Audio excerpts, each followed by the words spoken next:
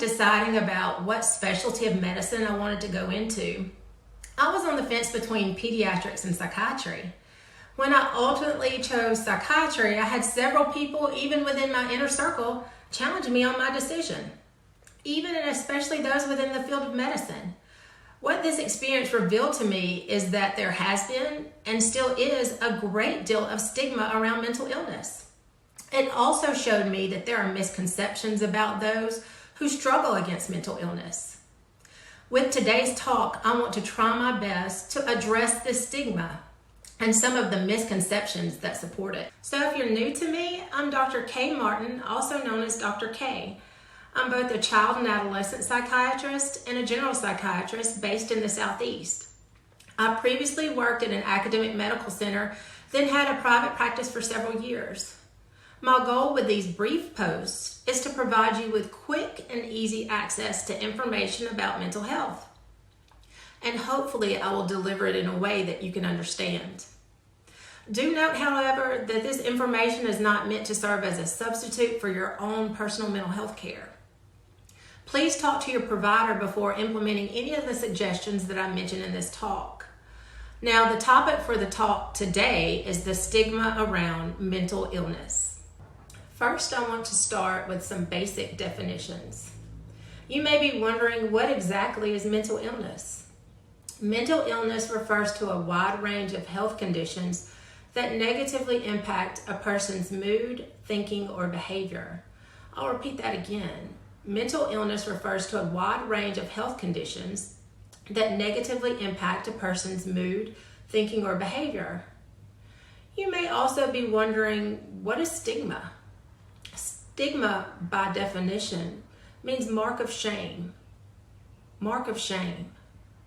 When I say that out loud, it breaks my heart because the patients who I've deeply cared for may have been burdened with shame because of their mental illness. So let me address this, and I speak from the bottom of my heart. For those of you who are out there struggling against mental illness, I see you, I respect you, and I encourage you to keep up the fight until you overcome. The patients with whom I work are some of the most noble people I know. They are brave and they are valiant. They are intelligent and wise. They are creative and brilliant beyond measure. And they are hilarious. And I've enjoyed getting to know them and spend time with them.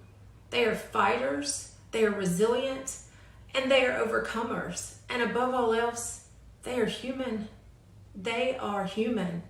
And this is the place where I want to offer correction as far as societal perception goes. People who are struggling against mental illness are not those people over there. People who are struggling against mental illness are among us and us. Mental illness is a lot more prevalent than many people believe. 1 in 5 adults in the U.S. has struggled against some form of mental illness. Approximately 20% of U.S. adults report having an anxiety disorder within a given year, and about 10% of U.S. adults will suffer from a depressive illness each year. The World Health Organization has reported that depression is the single largest contributor to global disability. We as a family of humans are struggling against mental illness. When I was in training, one of our supervisors always started the day by saying to us, "Now let's go stamp out mental illness." Let's, as in let us. We are all in the struggle against mental illness together. I believe that at the core of the shame that shrouds mental illness is a fear of judgment. Across cultures and generations, mental illness has been attributed to emotional weakness, moral deficiency, flawed character, or just plain old poor parenting. But let me remind you of something that is so strikingly obvious, but everyone, myself included, needs to keep at the forefront of their minds. No one asked to be mentally ill, at least not that I know of. I've never met a patient who truly wanted to be disruptive, disorganized, depressed, anxious, psychotic, or addicted. No more than a person would want to have diabetes, arthritis, or high blood pressure. Lifestyle choices and decisions can be factors that trigger or perpetuate mental illness, but what research has shown us over the last century or so is that there is a huge biological contribution to mental illness. And what I mean by that is that people can inherit certain genes or traits or physical conditions that render them more vulnerable to mental illness. And another point I need to make. Some people think mental illness is synonymous with more severe illnesses like schizophrenia and bipolar disorder. Well, schizophrenia and bipolar disorders are very specific mental illnesses and serious ones. But I want you to remember that people with those conditions often suffer greatly.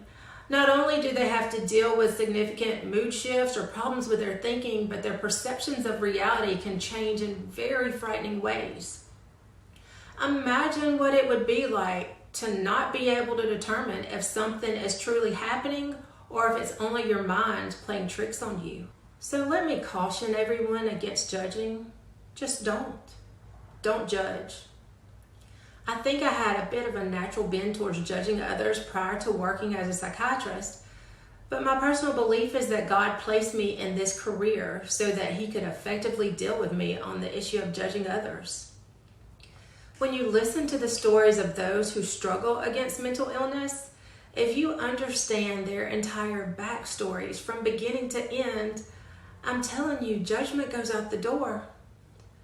Understanding weakens the propensity towards judgment. Understanding weakens the propensity towards judgment. Folks, let's make it our business to understand mental illness and those who struggle against mental illness. I'm Dr. K, and this has been Mental Health Plain Speak. And remember, be kind, for everyone you meet is fighting a hard battle.